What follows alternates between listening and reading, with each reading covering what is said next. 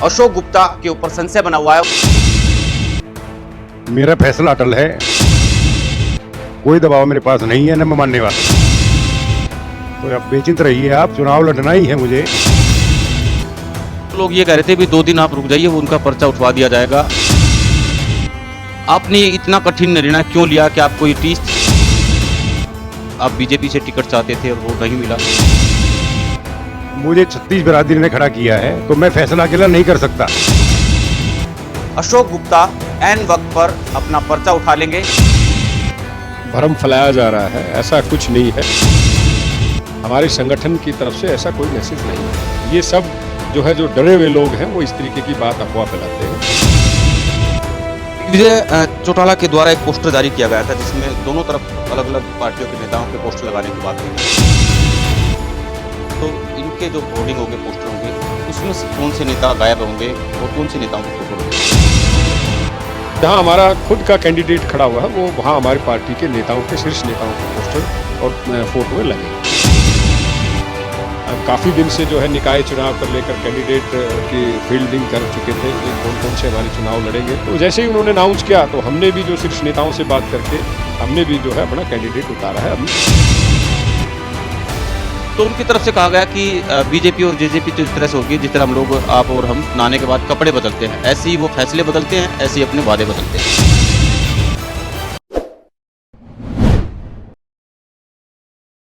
नमस्कार, मैं संदीप शर्मा और आप देख रहे हैं सिटी तहलका। और स्मालखा नगरपालिका से चेयरमैन पद के उम्मीदवार जो जननायक जनता पार्टी के जो समर्थित कैंडिडेट है अशोक गुप्ता के ऊपर संशय बना हुआ है। और स्मालखा की जनता के अंदर इस तरह की जो जानकारी है, इस तरह का भ्रम है कि अशोक गुप्ता ऐन वक्त पर अपना पर्चा उठा लेंगे और कहीं या तो बिरादरी के दबाव में, या फिर हो सकता है कि जिस तरह से भारतीय जनता पार्टी और जननायक जनता पार्टी के साथ गठबंधन है, कि जननायक जनता पार्टी के ऊपर भी कुछ दबाव आए।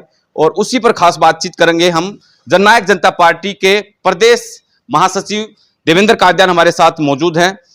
कितनी दावे हैं इस सच्चाई के अंदर? सच्चाई है या दावे हैं? किस तरह से, क्या है, भ्रांतियां हैं? नहीं, सब भ्रम है, भ्रम फैलाया जा रहा है, ऐसा कुछ नहीं है। हमारे कैंडिडेट अशोक गुप्ता जी बहुत मजबूती से चुनाव लड़ेंगे और संभालखा की जनता के बहुत प्रिय हैं।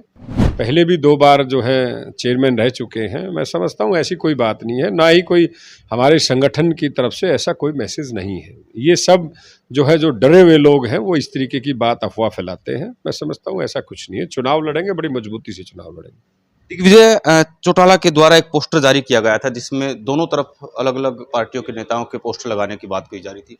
तो इनके जो होर्डिंग होंगे, पोस्टर होंगे, उसमें से कौन से नेता गायब होंगे और कौन से नेताओं के फोटो लगेंगे? देखिए, जो हमारी पार्टी की तरफ से जो पंपलेट जारी किए गए हैं, वो गठबंधन चुनाव जहाँ जहाँ है वो जारी किए हैं। और जहाँ हमारा खुद का कैंडिडेट खड़ा हुआ है, वो वहाँ हमारी पार्टी के नेताओं के, शीर्ष नेताओं के पोस्टर और फोटो में लगेंगे। अजय चौटाला जी का बयान आया था कि भाई जब ओम प्रकाश धनखड़ के द्वारा बयान जारी किया गया और उनकी तरफ से फैसला लिया गया था कि भाई हम भारतीय जनता पार्टी अलग उम्मीदवार उतारेगी, उसके बाद में एक साथ आए, फिर जननायक जनता पार्टी के द्वारा इस तरह से क्यों कदम उठाना पड़ा कि भाई आपने अपने प्रत्याशी दूसरे के कंधे पर हाथ रख दिया कि भाई आप भरिए अपना पर्चा? नहीं, हमें ये आदेश थे ऊपर से, गठबंधन में जब हमारे जेजेपी के प्रदेशाध्यक्ष सरदार निशान सिंह जी, बीजेपी के प्रदेश अध्यक्ष आदरणीय ओम प्रकाश धनखड़ जी, हमारे महासचिव दिग्विजय चौटाला जी, वहाँ फैसला ये हुआ था कि नगर पालिकाओं के जो चुनाव हैं वो अब गठबंधन से लड़ेंगे। और जहाँ पालिका के चुनाव हैं, जहाँ जहाँ जिस पार्टी के एमएलए हैं, वो अपना जो है उम्मीदवार गठबंधन में उतारें। और जहाँ अदर पार्टीज़ के एमएलए हैं, वहाँ आप दोनों जिला अध्यक्ष नीचे की कमेटी तय करें कि भाई आप कौन सा उम्मीदवार तय करेंगे। गठबंधन का मतलब था कि हमें एक दूसरे से बात करके अपने कैंडिडेट उम्मीदवार उतारना था। हमारे पास कोई ऐसा इंटीमेशन या कोई ऐसी बात नहीं मिली। और जैसे ही उन्होंने चुनाव, हमें भी जो है पहले तैयारी कर चुके थे, हम काफ़ी दिन से जो है निकाय चुनाव कर लेकर कैंडिडेट की फील्डिंग कर चुके थे, भाई कौन कौन से हमारे चुनाव लड़ेंगे। तो जैसे ही उन्होंने अनाउंस किया, तो हमने भी जो शीर्ष नेताओं से बात करके हमने भी जो है अपना कैंडिडेट उतारा है। हमने कोई ऐसा धर्म गठबंधन वाला धर्म जो है नहीं निभाने का ऐसा हमारा कोई कार्य नहीं किया है। कल कांता चौटाला समालखा पहुंची थी और जो सवाल मैंने आपसे किया कि भाई कभी हाँ भरते हैं, कभी अलग लड़ने का फैसला लेते हैं, तो उनकी तरफ से कहा गया कि बीजेपी और जेजेपी तो इस तरह से होगी जिस तरह हम लोग, आप और हम नहाने के बाद कपड़े बदलते हैं, ऐसे ही वो फैसले बदलते हैं, ऐसे ही अपने वादे बदलते हैं। ऐसा कुछ नहीं है, राजनीतिक रोटियां सेकने की बात करते हैं। जब चुनाव जो है अलग लड़ने की बात बीजेपी की तरफ से आई तो उन्होंने देखा कि भाई कांग्रेस जो है कहीं रही नहीं मैदान में, हम गठबंधन ही जो है एक दूसरे के सामने मजबूती से खड़ा है। तो हमने दोनों पार्टियों ने बैठ के बात करके तय किया कि हम आपस में गठबंधन, ये भी गठबंधन जारी रखते हैं। तो ऐसा कुछ नहीं कि नहाने के बाद कपड़े बदल दिए, ये एक जो है जिनके पास कुछ होता नहीं तो वो इस तरीके की बात करते हैं। आप भी समालखा से तैयारी कर रहे हैं आने वाले 2024 के लिए, और क्या इनका चुनाव मैदान में उतरना और इनकी वोट तय करेंगे भी आपकी भी साख का सवाल है कि भी देखते हैं कि किस तरह से आप वोट इनको, क्योंकि पार्टी के अंदर आपके ऊपर भी प्रेशर होगा कि भाई मजबूती से इस इलेक्शन को लड़ाना है और जिताना है। देखिए, मैंने ग्रामीण से चुनाव लड़ा था और बहुत मजबूती से चुनाव लड़ा था, और आगे जो पार्टी तय करेगी, मैं प्रभारी हूँ समालखा का, जिस तरीके से पार्टी आदेश करेगी हम उस तरीके से चलेंगे। ये निर्णय जननायक जनता पार्टी के शीर्ष नेताओं का है, किस व्यक्ति को, किस कार्यकर्ता को चुनाव किस विधानसभा से लड़ाना। हाँ, हम मजबूती से समालखा को मजबूत करने के लिए हम यहाँ दिन रात एक करेंगे और अपने कैंडिडेट अशोक गुप्ता जी को भी जिताएंगे, और आने वाला कोई भी चुनाव होगा उसमें हम बढ़ चढ़कर जननायक जनता पार्टी अपना काम करेगी, चुनाव लड़ेगी। उम्मीदवार हमारे साथ मौजूद है। गुप्ता जी, कोई दबाव आया बिरादरी की तरफ से, रिश्तेदारों की तरफ से आया, फैसला अटल है आपका? मेरा फैसला अटल है, कोई दबाव मेरे पास नहीं है, न मैं मानने वाला। तो अब बेचिंत रहिए आप, ये चुनाव लड़ना ही है मुझे जेजी पार्टी के समर्थन में।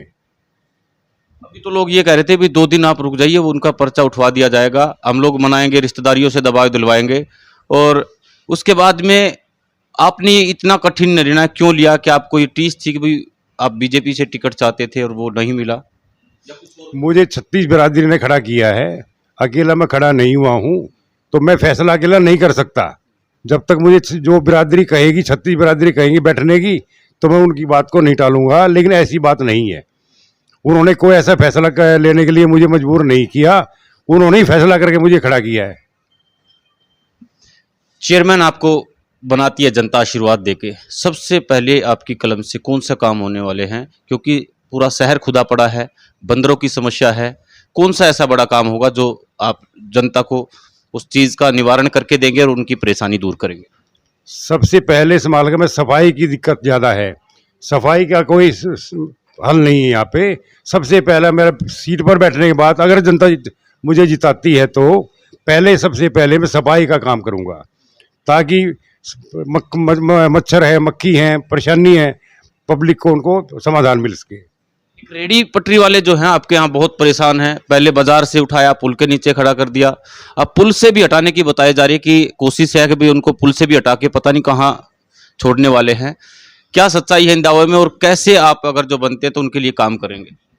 इसके बारे में रेडी वालों को ही उनके ऊपर बात छोड़ दी जाएगी, जैसा वो चाहेंगे वैसा हम उनको जगह दे देंगे, उनके ऊपर ही बात छोड़ दी जाएगी। जनता को क्या भरोसा देंगे, क्या अपील करेंगे? जनता से अपील करें, भरोसा देंगे, बढ़िया काम करवाएंगे, निष्पक्ष काम करवाएंगे और बहुत अच्छे तरीके से हम उनकी सेवा करेंगे। कोई भी व्यक्ति मुझे किसी टाइम भी मेरे पास आ सकता है और अपनी समस्या को रख सकता है। भरत सिंह छोकर हैं, उनको कितना सीरियस लेते हैं, और दूसरे जो कैंडिडेट हैं भारतीय जनता पार्टी के, आप उन तीनों में से अपने आप को कौन से पायदान पे मानते हैं?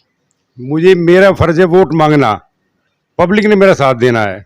मैं इस बारे में भी कोई विश्वास नहीं रखता, मैं वोट मांगने पर विश्वास करता हूं और पब्लिक के कहने से ही मुझे जिताया जाएगा, और मुझे पूर्ण विश्वास है समालखा की जनता मुझे ही जिताएगी। बहुत बहुत शुक्रिया। और जो भ्रम थी, जो भ्रांतियां थी, उस पर विराम लग चुका है, और अशोक गुप्ता की तरफ से कहना है कि भाई अच्छी तरीके से चुनाव लड़ा जाएगा, और जो जनता की परेशानियां हैं चेयरमैन बनते ही मैं उन तमाम परेशानियों को दूर करने की कोशिश करूंगा।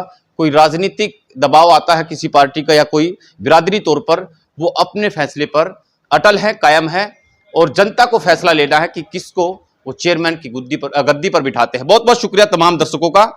नमस्कार।